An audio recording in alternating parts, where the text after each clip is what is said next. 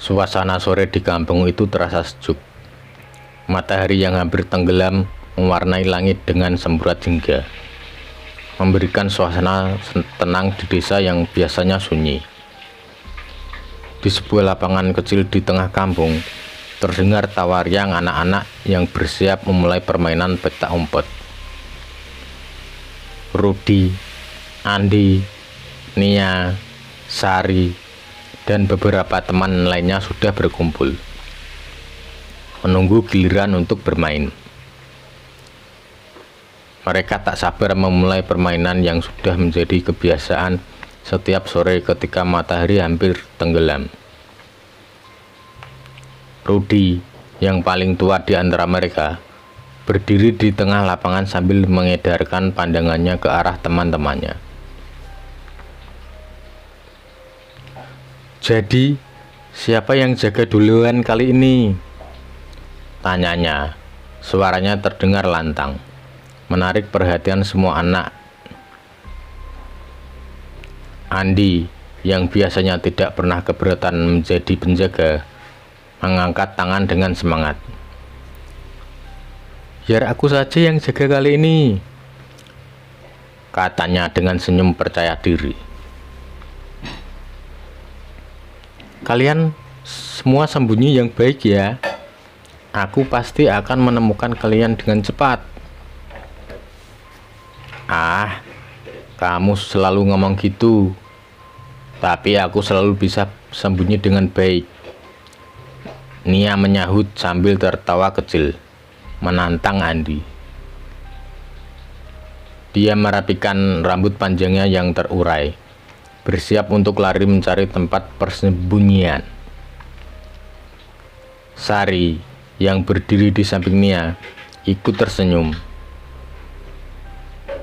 "Ayo kita buktikan kalau kamu bisa menemukan kami, Andi," serunya, berlari lebih dulu menuju pohon besar di ujung lapangan. Andi pun mulai menghitung sambil menutup mata. 1, 2, 3. Suaranya terdengar menggelegar di antara deru angin sore. Anak-anak lainnya langsung berlarian mencari tempat sembunyi. Nia dan Sari lari beriringan menuju pohon yang mereka tahu bisa menyembunyikan mereka dengan baik. Sementara Rudi dengan cerdiknya merunduk ke balik semak-semak lebat di sudut lapangan. "Cepat sembunyi di sini," kata Sari kepada Nia, menunjuk ke arah batang pohon besar yang sering mereka gunakan untuk bersembunyi. Nia mengangguk dan segera merapat ke pohon itu. "Ini tempat yang bagus. Andi nggak akan nemuin kita di sini," katanya sambil menoleh ke belakang untuk memastikan Andi belum selesai menghitung. Namun, di sela-sela tawa dan napas yang memburu, Nia tiba-tiba mendengar langkah kaki lain selain langkah mereka. Langkah itu terdengar cepat dan ringan, seolah ada seseorang yang berlari di antara mereka. Nia mendadak merasa aneh dan menoleh ke arah Sari. Sari, kamu dengar nggak?" bisik Nia dengan suara pelan. Matanya bergerak ke arah asal suara itu. Sari mengernyitkan dahi. "Dengar apa? Maksudmu suara langkah kaki tadi?" Nia mengangguk. Matanya masih memandang sekeliling dengan waspada. "Iya, kayak ada orang lain yang lari. Tapi aku nggak lihat siapapun selain kita tadi." Sari mengedarkan pandangannya, mencari penjelasan. "Mungkin cuma Andi yang kesini buat ngecek, atau mungkin salah satu dari teman kita," katanya dengan nada yang menenangkan. Namun dalam hatinya dia merasa sedikit cemas. Bagaimanapun juga, mereka semua seharusnya sudah bersembunyi. Kayaknya gak cuma Andi deh, tapi mungkin aku salah dengar. Nia menghela napas dan memutuskan untuk mengabaikan perasaan aneh itu. Setelah beberapa saat, terdengar suara Andi yang selesai menghitung.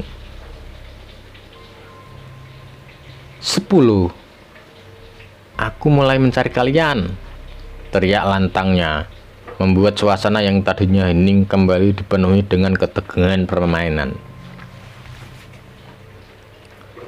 Andi mulai berjalan mengelilingi lapangan, memperhatikan setiap sudut dengan teliti.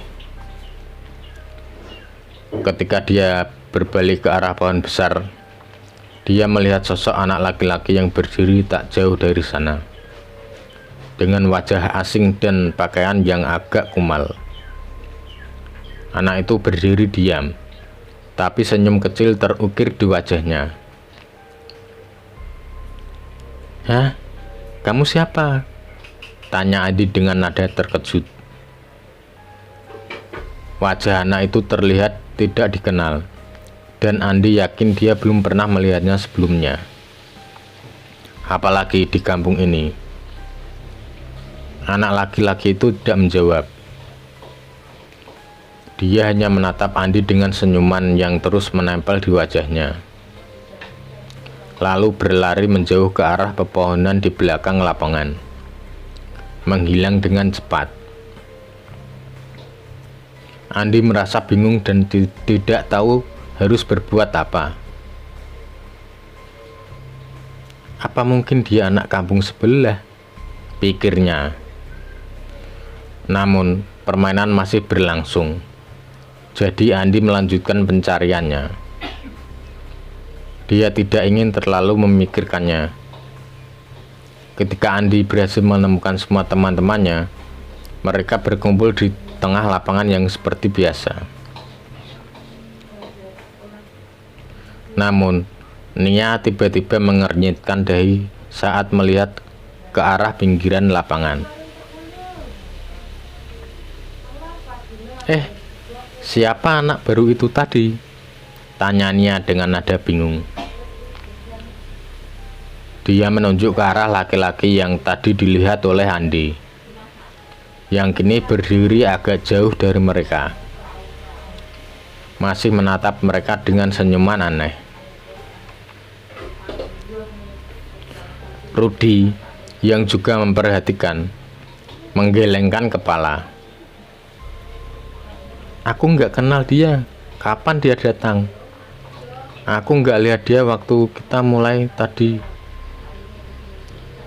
Sari, yang biasanya selalu tahu siapa saja anak-anak di sekitar kampung, tampak bingung.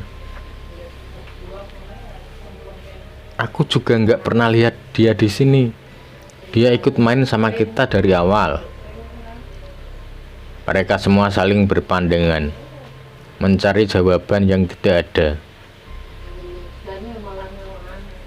Anak laki-laki itu tetap diam di tempatnya, hanya menatap mereka dengan senyum yang semakin lama semakin membuat bulu kuduk mereka berdiri.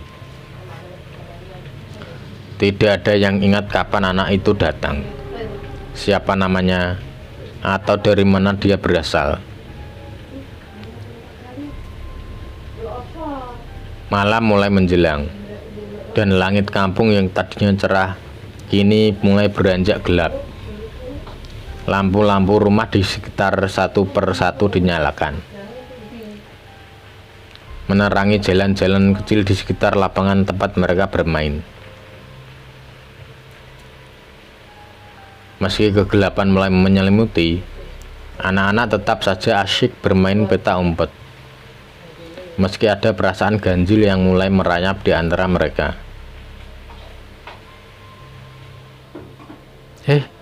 Kalian sadar gak?"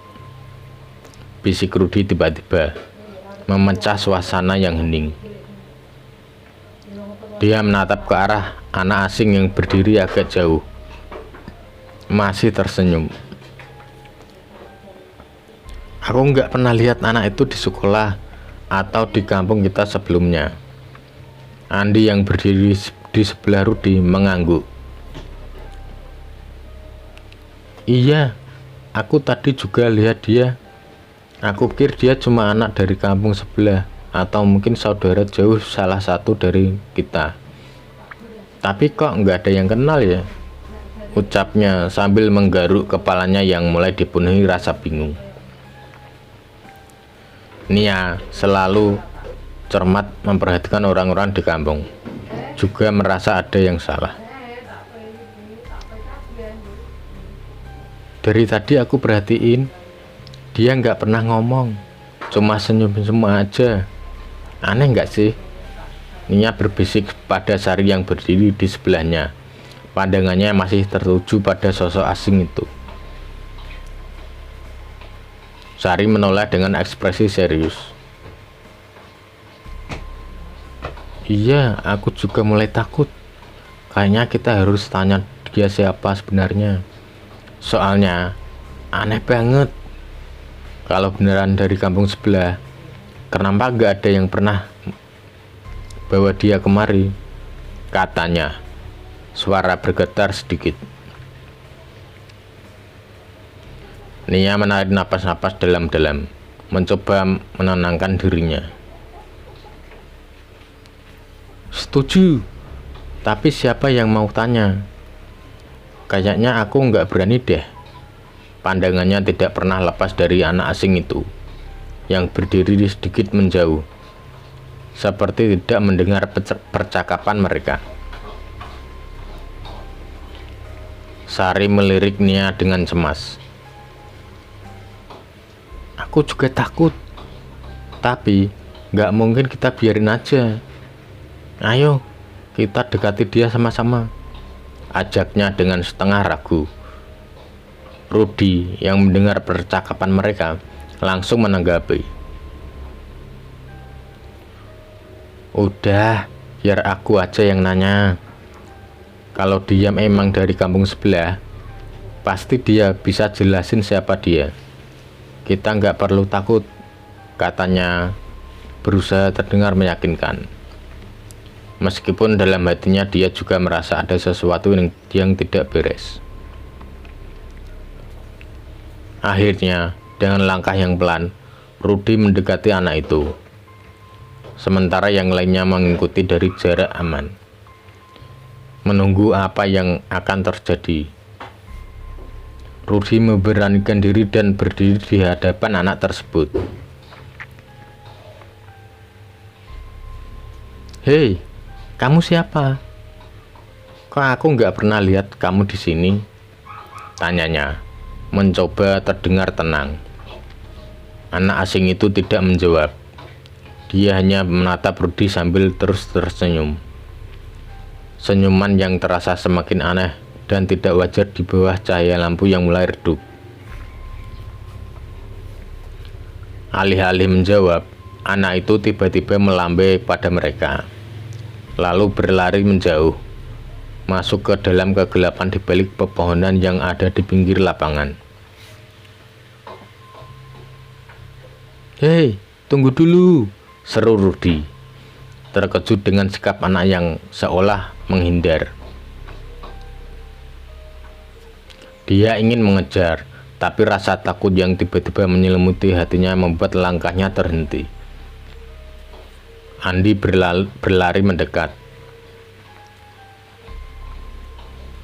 Kenapa dia kabur? Kok dia nggak mau jawab? Aneh banget, katanya. Napasnya sedikit memburu karena rasa cemas yang mulai muncul. Kita biarin aja dia pergi, tanya Sari dengan nada khawatir. Dia memegang tangannya erat-erat, berusaha mencari rasa aman. Kita nggak tahu dia siapa, tapi sebaiknya kita nggak ngejar, jawab Nia cepat. Kayaknya nggak bener kalau kita harus main sama dia. Perasaan aku nggak enak dari tadi. Namun meskipun rasa tidak nyaman mulai memenuhi hati mereka, anak-anak itu tetap memutuskan untuk melanjutkan permainan. Mereka tidak ingin terlihat penakut di hadapan satu sama lain. Meski di dalam hati, semua merasa tidak tenang. Ronde selanjutnya dimulai, dan Andi kembali menjadi penjaga. Namun, setiap kali mereka hampir menemukan anak asing itu, dia selalu berhasil menghilang dengan cara yang aneh. Rudy yang melihatnya beberapa kali mulai merasa curiga. Ini bukan peta umpet biasa, gumamnya pada diri sendiri dan saat dia menyusuri lapangan untuk mencari teman-temannya.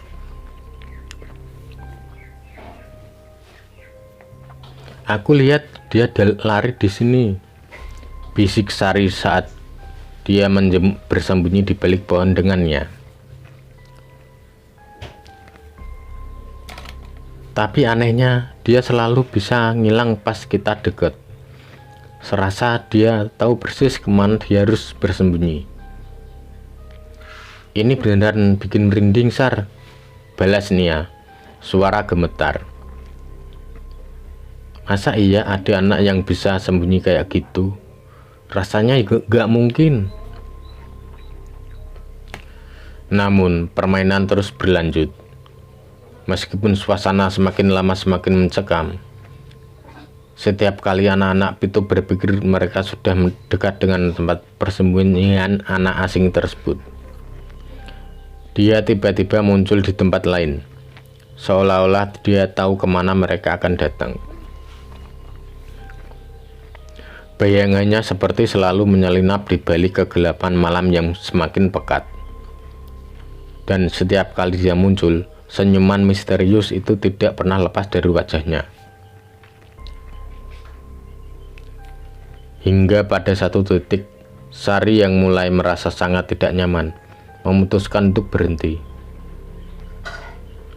Udah cukup, aku nggak mau main lagi. Ada yang aneh sama anak itu, katanya dengan nada ketakutan, sambil menarik tangannya. Rudy yang mendengar, berusaha menenangkan teman-temannya. Kita selesaikan satu ronde lagi, habis itu kita berhenti. Kalau dia benar-benar nggak mau kasih tahu siapa dia, kita pulang aja. Namun dalam hati mereka, semua tahu bahwa malam ini permainan peta umpet mereka tidak lagi terasa seperti permainan biasa. Sesuatu yang tidak bisa dijelaskan sedang terjadi. Dan anak asing itu tampaknya menyimpan rahasia yang lebih menyeramkan dari yang bisa mereka bayangkan. Setelah beberapa kali ronde, kegelapan mulai terasa lebih pekat, dan suasana semakin mencekam. Angin dingin malam berembus, membuat dedaunan berbisik pelan seakan memperingatkan mereka. Rudy, yang paling tua di antara anak-anak itu, memutuskan bahwa sudah waktunya untuk pulang. Sudah malam, sebaiknya kita pulang. Besok kita lanjut lagi, katanya dengan nada tegas. Meskipun ada sedikit kegelisahan di wajahnya. Semua anak setuju.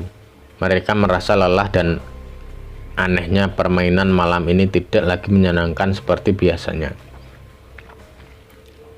Satu persatu mereka mulai berjalan menuju rumah masing-masing. Namun tiba-tiba Nia yang berada di barisan belakang menghentikan langkahnya. Tunggu, Nia berkata dengan suara pelan tapi penuh kecemasan. Di mana Sari? Semua anak berhenti seketika. Mereka saling berpandangan dengan ekspresi bingung. Rudy memandang ke keliling lapangan yang mulai diselimuti kegelapan. "Bukannya dia barusan di sini sama kita?" tanyanya. Meskipun dia tahu tak ada yang benar-benar memperhatikan keberadaan Sari sejak mereka memutuskan untuk berhenti bermain.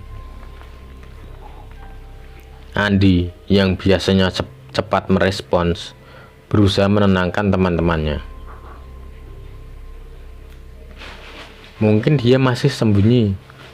Tadi kan dia sempat bilang mau cari tempat sembunyi baru.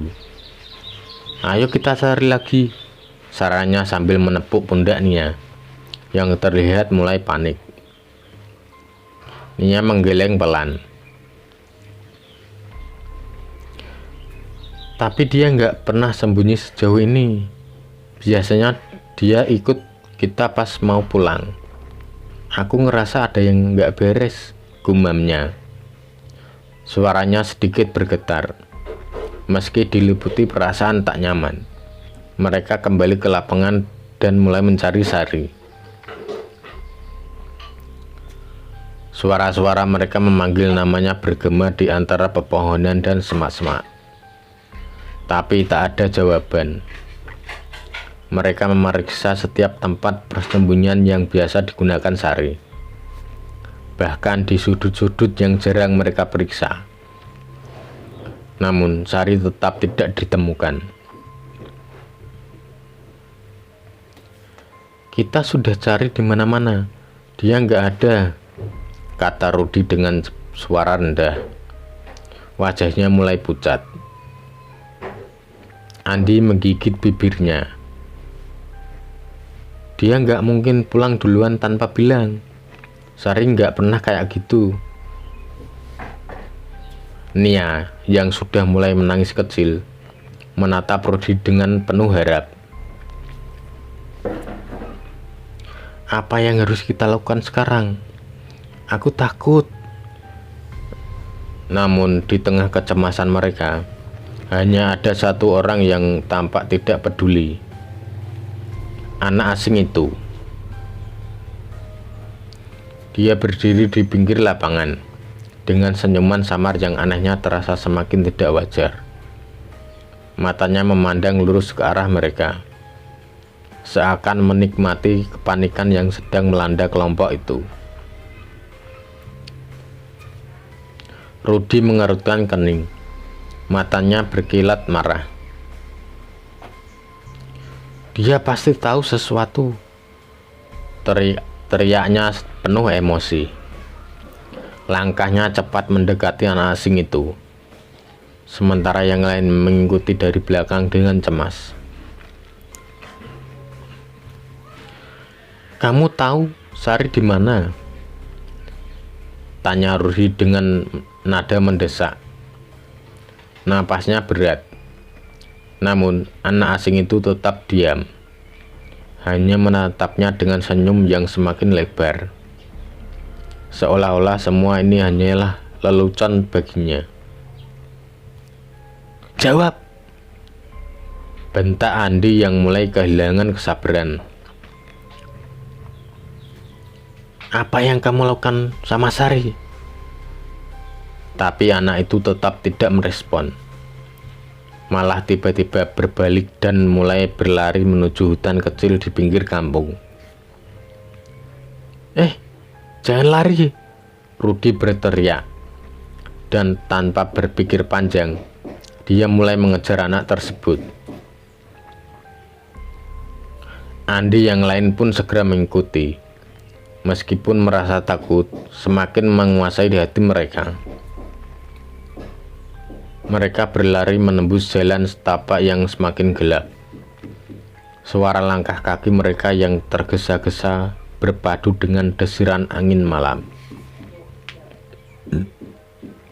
Namun, semakin jauh mereka mengejar, semakin kabur sosok anak asing itu.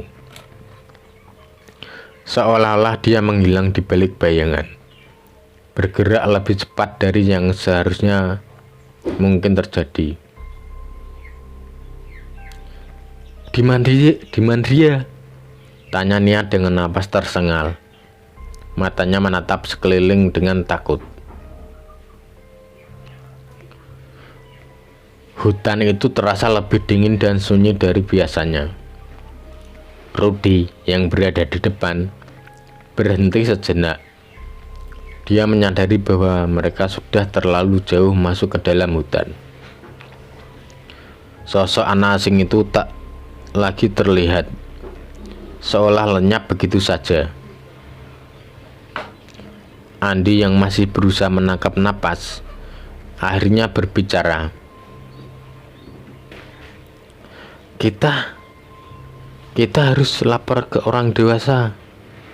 Ini udah nggak beres, katanya dengan suara lelah dan cemas.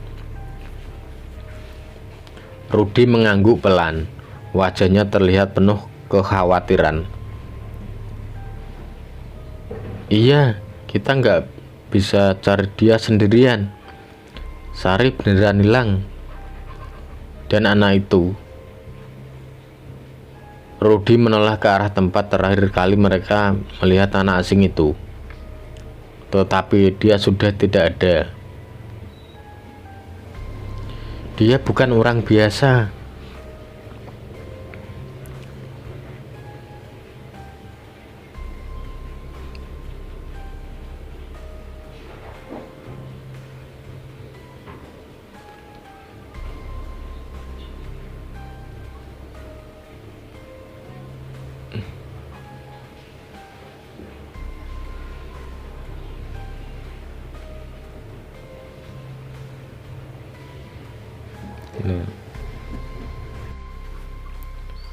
Tanpa sepatah kata lagi, mereka semua sepakat untuk meninggalkan hutan dan segera mencari bantuan.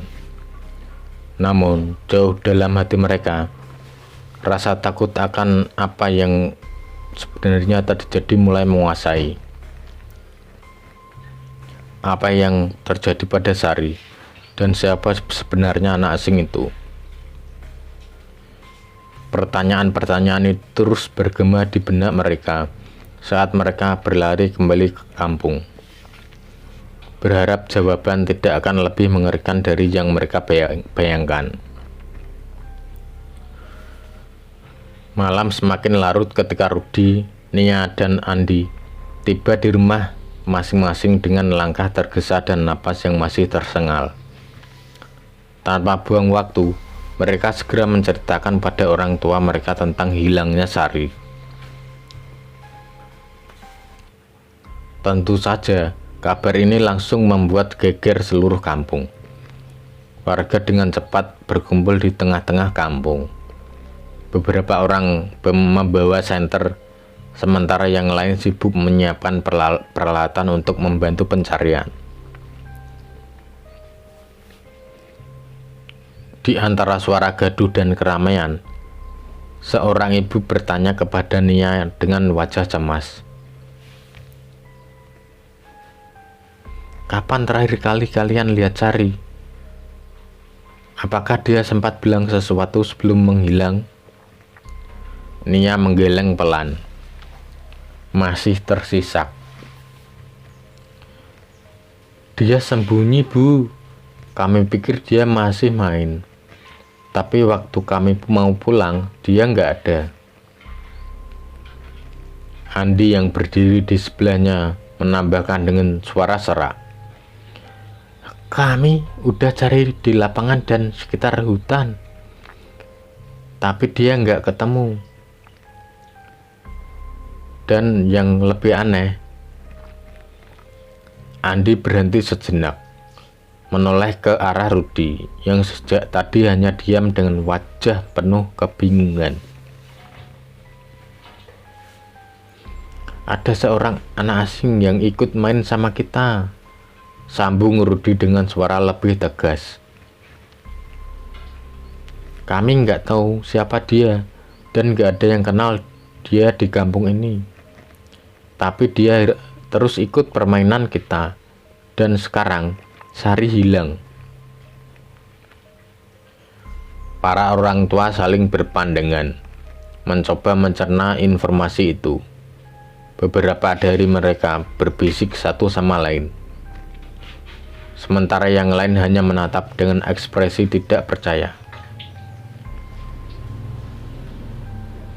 Anak asing? Salah seorang warga bertanya, suaranya terdengar skeptis. Di kampung kita gak ada anak baru, apalagi ikut main sama kalian. Iya, pasti ya, anak itu yang tahu di mana Sari, seru Rudi dengan penuh keyakinan. Dia pasti ada hubungannya. Di tengah kerumunan, tiba-tiba seorang kakek tua, Pak Dargo, yang biasanya jarang berbicara, membuka mulutnya. Suaranya pelan, tapi jelas terdengar di tengah keheningan yang mulai merayap.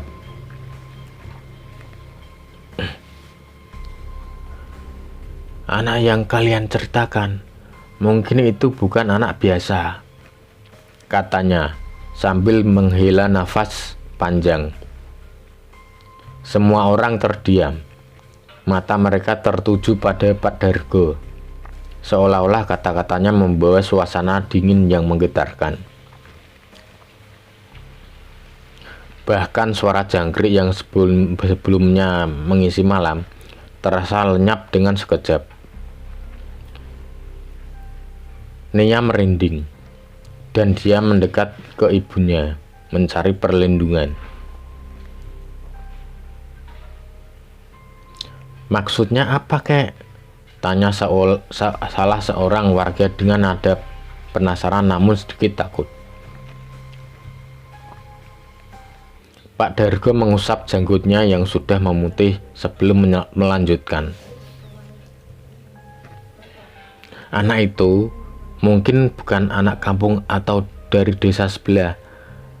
Legenda ini sudah ada lama, tapi hanya sedikit yang tahu.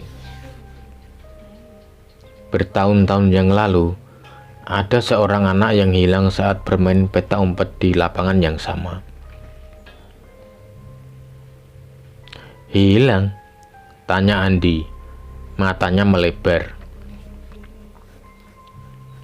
Apa yang terjadi dengan anak itu? Kakek ikut mengangguk. Wajahnya berubah serius.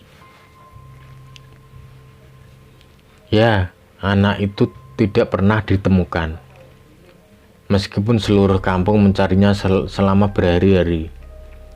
Jejaknya hilang begitu saja. Warga akhirnya menganggap anak itu telah tersesat di hutan. Atau yang lebih mengerikan, dia dibawa sesuatu yang tak terlihat oleh mata biasa. Nia menggigit bibirnya, merasa bulu kuduknya meremang. Dan maksud kakek, anak yang kami lihat tadi? Pak Dargo menatap mereka semua dengan tatapan berat. Beberapa orang yang lebih tua, seperti aku, pernah mendengar cerita tentang anak-anak yang bermain di lapangan itu dan tiba-tiba melihat sosok seorang anak asing. Anak itu selalu tersenyum, seolah-olah dia ingin ikut bermain. Tapi dia bukan anak biasa. Dia adalah arwah yang terjebak di sana.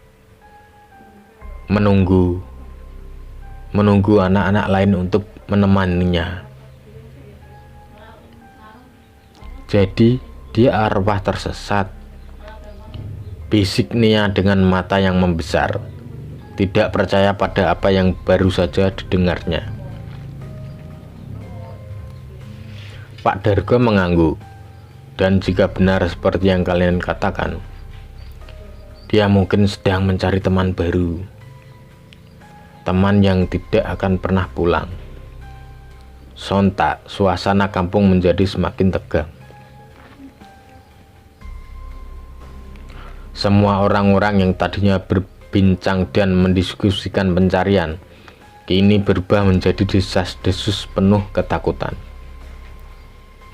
Warga yang semula hanyalah menganggap hilangnya Sari sebagai kecelakaan biasa, ini mulai berpikir bahwa ada sesuatu yang jauh lebih mengerikan yang terjadi.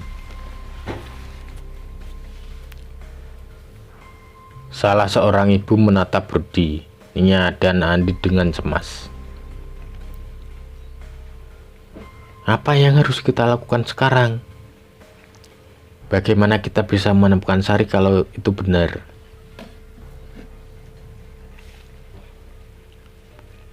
Pak Dargo menunduk kepalanya, seolah-olah tidak memiliki jawaban pasti.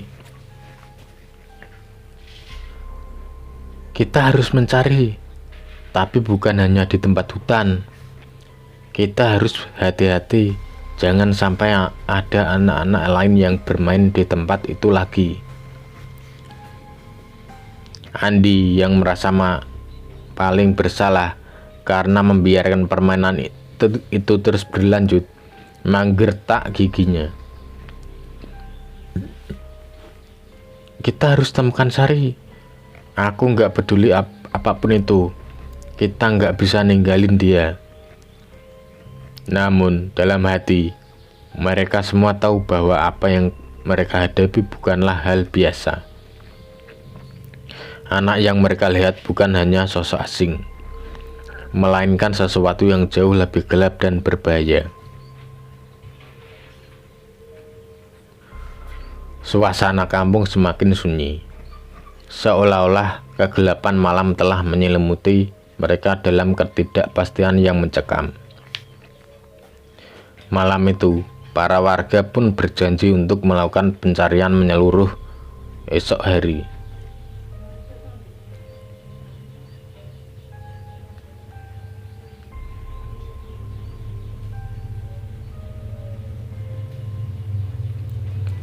Namun, rasa takut mulai merasuk ke dalam hati setiap orang. Tidak ada yang tahu pasti apakah Sari bisa ditemukan, atau apakah arwah anak yang hilang itu sudah mengambilnya. Pencarian Sari berlangsung hingga larut malam. Para warga dengan senter di tangan terus menyusuri setiap sudut kampung, lapangan, hingga hutan kecil di sekitar desa. Nia dan Rudy berdiri bersebelahan, diam, hanya memandang kegelapan yang seolah menyembunyikan sesuatu. Jantung mereka berdegup keras, dan rasa takut semakin merasuk setiap usaha mereka menemui jalan buntu. Andi, panggil Nia lirih, mencoba menyamarkan suaranya dengan gemetar. Kamu yakin tadi Sari sembunyi di dekat pohon itu? Andi yang sudah lelah hanya mengangguk. Iya, aku yakin. Waktu terakhir kali aku lihat dia lari ke arah situ. Dia menelan ludah, menatap pohon yang menjulang tinggi dengan cemas. Tapi dia nggak ada di sana. Apa mungkin dia terjatuh atau tersesat?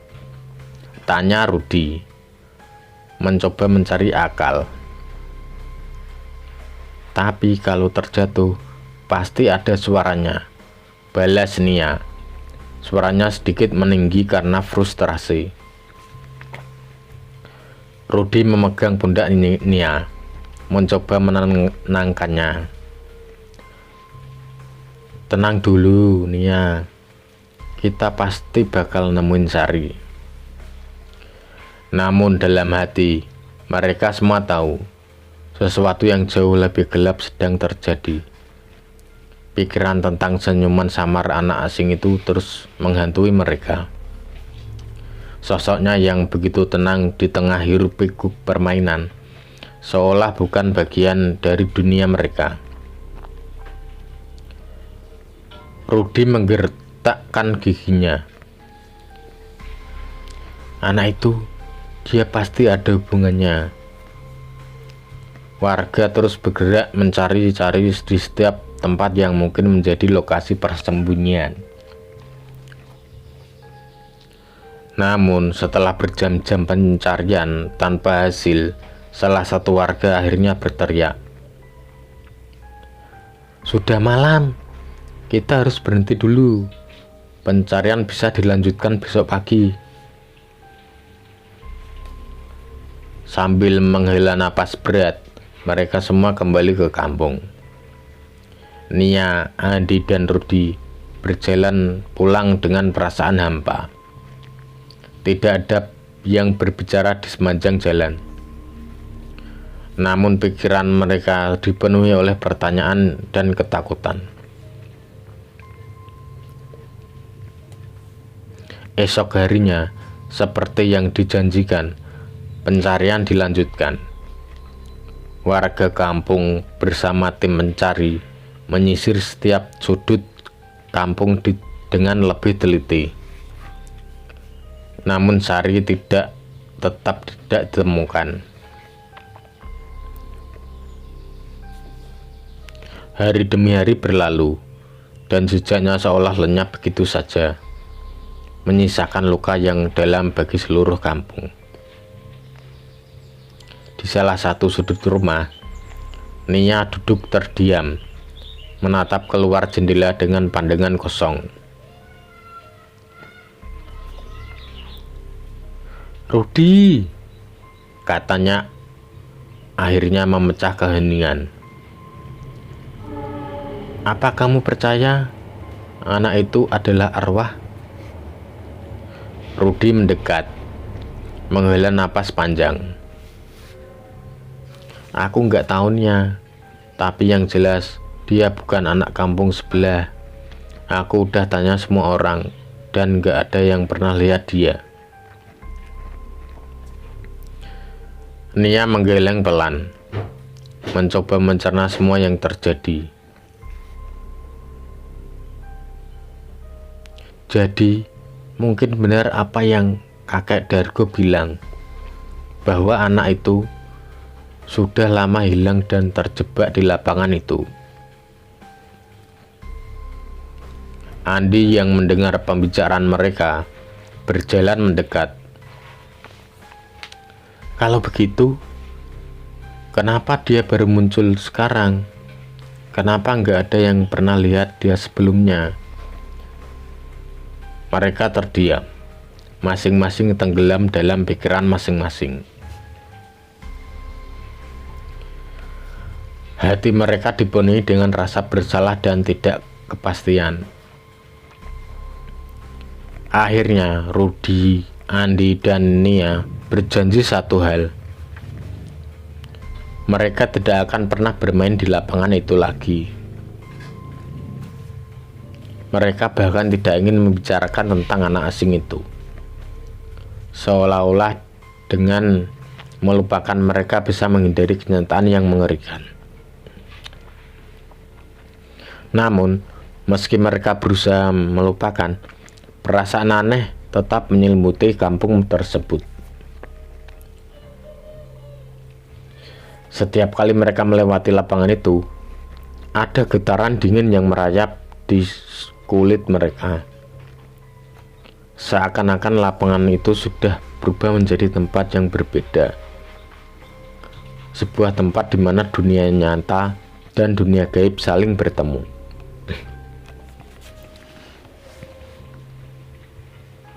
Beberapa hari kemudian, di suatu sore yang sunyi, seorang anak kecil dari kampung sebelah terlihat bermain sendiri di lapangan tersebut. Dia berlari-lari kecil, tertawa sendiri sambil menyusuri lapangan. Andi, yang kebetulan melewati lapangan, memperhatikan anak kecil itu dari kejauhan. Apa yang dia lakukan di sini sendirian? Pikir Andi merasa cemas. Tiba-tiba sebuah suara aneh muncul dari belakang Andi. Suara langkah kaki kecil yang hampir tidak terdengar, namun cukup jelas untuk membuat bulu kuduknya meremang. Andi menoleh, dan di sana, di balik pepohonan yang teduh, terlihat sosok seorang anak dengan wajah yang tidak dikenal. Anak itu tersenyum lebar, tatapannya menembus Andi, seolah-olah memanggilnya untuk ikut bergabung. Wajahnya yang pucat dan senyuman yang samar itu membuat Andi mundur perlahan. Darahnya terasa membeku.